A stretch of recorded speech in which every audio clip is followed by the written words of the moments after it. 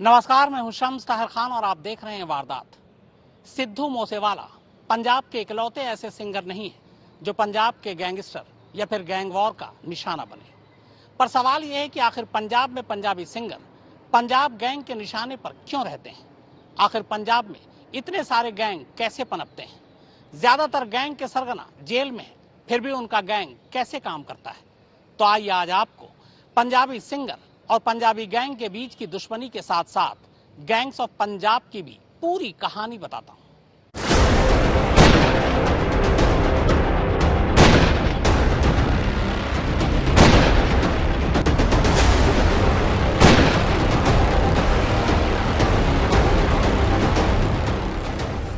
अमर सिंह चमकीला, अवतार सिंह संधू, दिलशाद अख्तर, परमीश वर्मा, गिप्पी गरेवाल, मनकीरत औलख, सिद्धू मूसेवाला।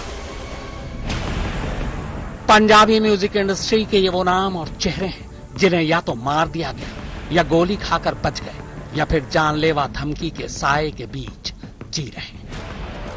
इनमें से अमर सिंह चमकीला, अवतार सिंह संधू, दिलशाद अख्तर और सिद्धू मूसेवाला को तो मार दिया गया, जबकि परमीश वर्मा गोली लगने के बावजूद बच गए और गिप्पी गरेवाल और मनकीरत औलख अब भी धमकी के साए में जीने को मजबूर है।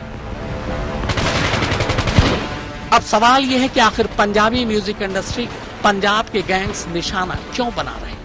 पंजाब के वो कौन कौन से गैंग हैं जो न सिर्फ पूरी तरह से एक्टिव है बल्कि पंजाब पुलिस और कानून व्यवस्था के लिए सिरदर्द बने हुए हैं? तो पहले पंजाब की म्यूजिक इंडस्ट्री की बात।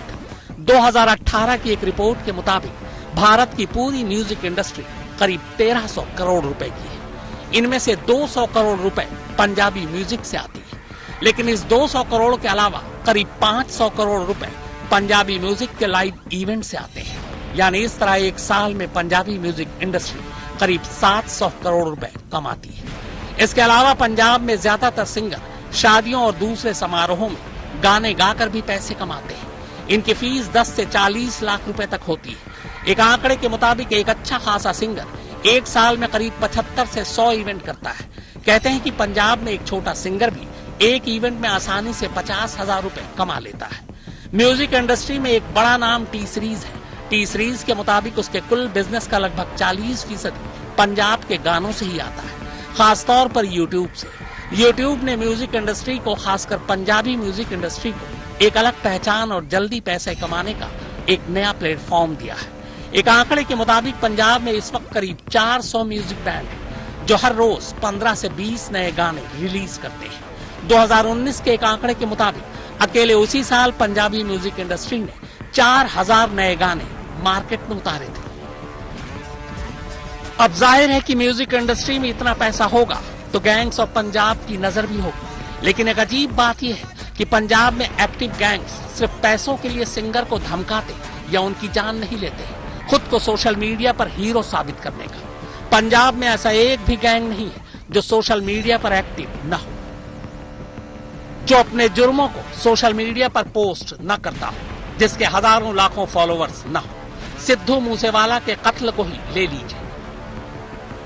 लॉरेंस बिश्नोई गैंग का गोल्डी बराड़ कत्ल के फौरन बाद बाकायदा फेसबुक पर पोस्ट कर इस कत्ल की जिम्मेदारी लेता है। अब सवाल यह है कि पंजाब में इतने सारे गैंग्स और उस गैंग के मेंबर आते कहां से हैं? तो हाल के सालों पर नजर दौड़ाएं और पंजाब में एक्टिव हर गैंग और उसके मेंबर को टटोले तो एक बात साफ हो जाती है। हर गैंग या तो पंजाब के अलग अलग यूनिवर्सिटी और कॉलेज में पढ़ रहे छात्रों को अपने साथ मिलाने की कोशिश करता है या फिर बेरोजगार नौजवानों की तरफ झूठे सपनों का चारा फेंकता है। पंजाब में शायद ही ऐसी कोई यूनिवर्सिटी या कॉलेज हो जो किसी न किसी गैंग के असर से अछूता।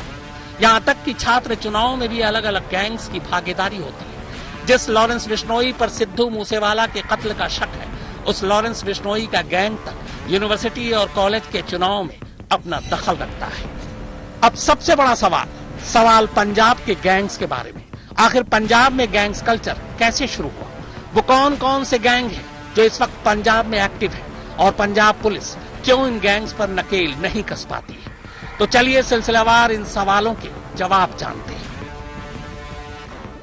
पंजाब शायद देश का इकलौता ऐसा राज्य है जिसके ज्यादातर गैंग के सरगना या फिर सदस्य जेल में हैं या फिर मारे जा चुके हैं, मगर इसके बावजूद उनका गैंग धड़ल्ले से चल रहा है। कहने को पंजाब में अलग अलग गैंग के कुल 500 सदस्य हैं।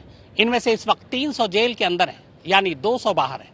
लेकिन गैंग वॉर खत्म होने की बजाय बढ़ता ही जा रहा है। आइए आज आपको बताता हूं कि इस वक्त पंजाब में ऐसे कौन कौन से गैंग हैं जो सबसे ज्यादा एक्टिव है।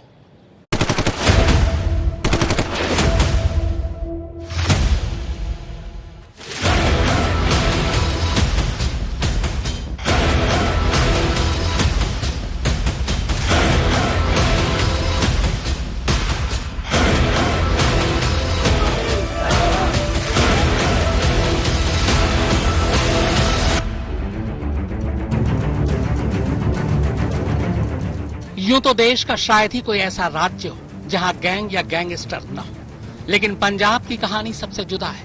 यहाँ हर गैंग की कहानी या हर गैंग का जन्म किसी एक कत्ल से होता है, लेकिन खत्म अगले कत्ल से नहीं होता, बल्कि कत्ल का सिलसिला बढ़ता ही चला जाता है। पंजाब इस देश का शायद इकलौता ऐसा राज्य है जहाँ ज्यादातर एक्टिव गैंग के मेंबर जेल में है, लेकिन फिर भी उनका गैंग खत्म या बंद नहीं होता, बल्कि जेल से ही चालू रहता है। यूं तो पूरे पंजाब में इस वक्त छोटे बड़े कुल मिलाकर करीब 70 गैंग एक्टिव है। इन 70 गैंग्स में करीब 500 मेंबर हैं। इनमें से लगभग 300 जेल में है। पर इन 70 गैंग्स में से जो सबसे ज्यादा कुख्यात, खौफनाक और खतरनाक है वो ये 8 गैंग है। Lawrence Bishnoi gang, Jaggu Bhagwanpuria gang, Gonder and brother gang, Devender Bambiha gang, Sukkha Kahlon gang, Gurbaksh Sewewala gang, Shera Hubban gang, Supreet Singh Harry Chhatta gang. Punjab में हाल के सालों में जितने भी गैंगवार हुए या जितने भी जुर्म हुए, उनमें सबसे ज्यादा हाथ इन्हीं 8 गैंग का रहा। कमाल यह है कि इनमें से ज्यादातर गैंग के सरगना या तो मारे गए या पकड़े गए या फिर फिलहाल जेल में है। मगर जेल के अंदर से ही इनका गैंग वैसे ही काम कर रहा जैसे बाहर रहकर करता था। बल्कि यूं कहा जाए कि कई गैंग के सरगना जेल जाने के बाद ज्यादा ताकतवर हुए तो गलत नहीं होगा। तिहाड़ जेल में बंद लॉरेंस बिश्नोई इसकी मिसाल है। लॉरेंस बिश्नोई ही वो गैंगस्टर है जिस पर इस वक्त सिद्धू मूसेवाला के कत्ल के इल्जाम लग रहे हैं। लॉरेंस बिश्नोई की कहानी सुनाऊं उससे पहले एक नजर उसके इस वीडियो पर डाल लीजिए। तो जब हम करेंगे तो पता लग ही जाएगा। सलमान खान का करेंगे, मारेंगे ही जाएगा, जोधपुर में मारेंगे तो पता लग जाएगा इनको। अभी तो मैंने कुछ किया ही नहीं, बिना मतलब कोई इन्वॉल्व कर। इस एक वीडियो और धमकी ने लॉरेंस बिश्नोई को जुर्म की दुनिया में अचानक बड़ा बना दिया था। बड़ा बनने का शौक तो उसे छोटे से ही था। पंजाब के अबोहर में पैदा हुआ लॉरेंस एक पूर्व पुलिस कांस्टेबल का बेटा है। उसने चंडीगढ़ में डीएवी कॉलेज से पढ़ाई की। हालांकि बीए फर्स्ट ईयर का इम्तिहान 3 कोशिशों के बावजूद पास नहीं कर पाया। Lawrence Bishnoi students organisation of Punjab university यानी सोपू का चुनाव भी लड़ा, मगर हार गया। और इसी हार के साथ पहले विजयी छात्र गुट के साथ झगड़ा और फिर जुर्म की दुनिया में कदम रखना शुरू कर दिया। देखते ही देखते रंगदारी, वसूली, कत्ल, हाईवे रॉबरी, किडनैपिंग के मुकदमे उसके सर चढ़ते गए और हर मुकदमे के साथ वो बड़ा बनता गया। लॉरेंस बिश्नोई पर इस वक्त 30 से ज्यादा मुकदमे हैं। लॉरेंस कई बार पुलिस हिरासत से भाग चुका है।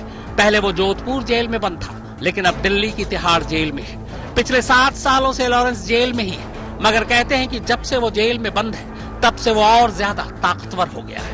कहते ये भी हैं कि लॉरेंस बिश्नोई के गैंग में 400 से ज्यादा सदस्य हैं। डीएवी कॉलेज में लॉरेंस बिश्नोई का जूनियर हुआ करता था गोल्डी बराड़। स्टूडेंट्स पॉलिटिक्स के जमाने से ही दोनों की दोस्ती हुई। गोल्डी बराड़ ने पंजाब और पंजाब के बाहर कई कत्ल करवाए। इनमें लॉरेंस बिश्नोई ने भी उसकी मदद की। फिर जब पुलिस उसके पीछे पड़ी तो वो भागकर कनाडा चला गया, लेकिन लॉरेंस के संपर्क में अब भी था। कहते हैं कि 2015 में जब लॉरेंस पकड़ा गया और जेल गया, तब से ही जेल के बाहर का सारा काम गोल्डी बराड़ को ही सौंप दिया। कनाडा में बैठा गोल्डी बराड़ इस वक्त लॉरेंस बिश्नोई का सबसे भरोसेमंद और मजबूत हाथ है। अमृतसर और गुरदासपुर में ये गैंग सबसे ज्यादा एक्टिव है। किडनैपिंग, वसूली, हाईवे रॉबरी इस गैंग का खास पेशा है। हालांकि गैंग के चीफ जग्गू भगवानपुरिया को 2015 में ही पुलिस ने गिरफ्तार कर लिया था। तब से वो जेल में है, लेकिन जेल में रहने के बावजूद उसका साम्राज्य आज भी कायम है। इस गैंग का रिश्ता सुक्खा कहलो गैंग से भी बेहद करीबी रहा है। पंजाब के सबसे खतरनाक गैंगस्टर में से एक है ये। नाम है विक्की गोंडर। ये वही विक्की गोंडर है जिसने पंजाब के एक और नामचीन गैंगस्टर सुक्खा कहलों को पुलिस हिरासत में दिन दहाड़े मार डाला था। इसी गैंग पर पंजाबी सिंगर मनकीरत औलख को धमकी देने का भी इल्जाम है।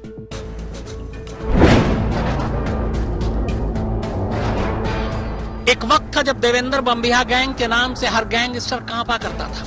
हालांकि 2016 में पुलिस एनकाउंटर में बम्बिहा मारा गया, लेकिन इसका गैंग आज भी एक्टिव है। कहते हैं सिद्धू मूसेवाला की देवेंद्र बम्बिहा से नजदीकियां थी और लॉरेंस बिश्नोई देवेंद्र का दुश्मन। मूसेवाला ने अपने एक एल्बम का नाम भी बम्बिहा रखा था।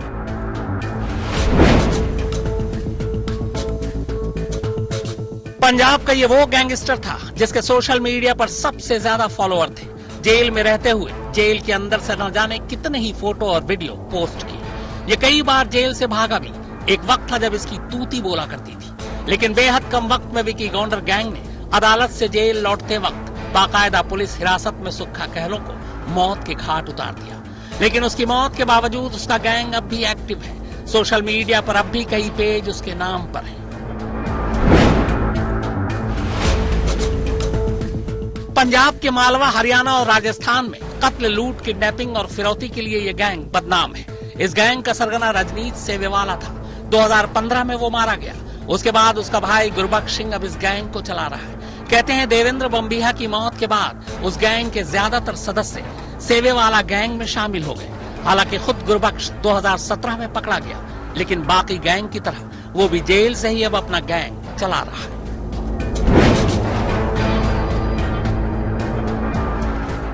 शेरा और खुब्बर दो सरगना थे इस गैंग के। डकैती, मर्डर, वसूली और हाईवे रॉबरी, लूटपाट इस गैंग का खास काम था।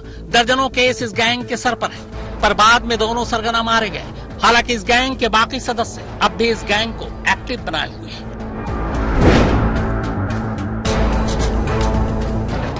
बटाला का सुप्रीत सिंह उर्फ छट्टा इस गैंग का लीडर है। ये पंजाब में खासतौर पर माझा और यूपी में एक्टिव है। इस गैंग का दूसरा कुख्यात मेंबर है गोपी घनश्याम पुरिया।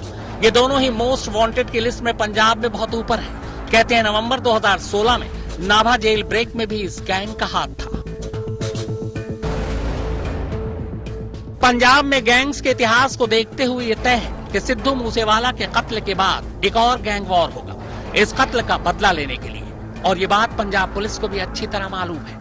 पंजाब में इसी गैंग वॉर को देखते हुए पूर्व मुख्यमंत्री कैप्टन अमरिंदर सिंह ने पंजाब पुलिस के अंदर ऑर्गेनाइज्ड क्राइम कंट्रोल यूनिट नाम से एक नई टीम बनाई थी, जिसका काम सिर्फ और सिर्फ गैंग और गैंगस्टर से ही निपटना था। अब भगवंत मान की नई सरकार ने भी गैंग और गैंगस्टर से निपटने के लिए खास एंटी गैंगस्टर टास्क फोर्स का गठन किया है। आज तक ब्यूरो।